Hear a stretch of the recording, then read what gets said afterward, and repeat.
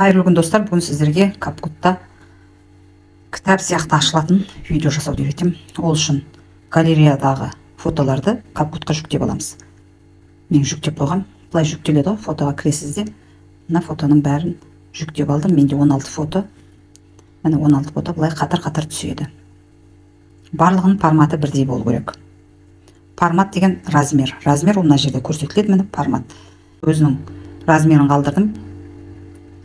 А так 9-16 стористің форматы, 16-9 ютубтың форматы, 1-1 инстаграмның форматы. Осылай жасайсыздар. Мен өзім мына суретімнің размерін алам, оригинал размерін. Міне мынаның бәрін бітіп алдық. Енді мына екі суреттің ортасында міне байланыс тұр. Соны басамыз. Басамыз да сонда мынада не ашылады сіздерде. Міне основной, камера, эффект, сосед. На слайд дегенге басамыз. Слайд дегенге басқан кезде былай жылжытсақ перелистивание деген шығады мінекей. Енді біз бұның размерін былай қоямыз. Былай істесек, мысалы үшін өте жай ашылады.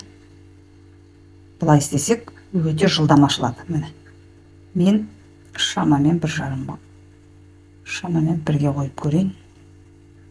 Бір аздық етеді. 1-ден 4-ге дейін. 1,5-ға қойсам да болады, міне, сонда жай ашылады. Мейт капсем дегенді. Сонда барлық неге 1-ден қойылады. Галочканы басамыз, мінекей, көрдіңіздер ме? Мына жердегі байланыстың бәріне сол эффект қолданылды. Енді бұлай қойған кезде бұл кітап тәрізді ашылып отырады, міне. Кезек-кезегімен. Енді мен бұған музыка тауып қойғам. Әуен.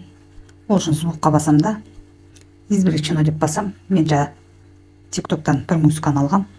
Соның музыкасын қоямыз. Жастар рухы деген.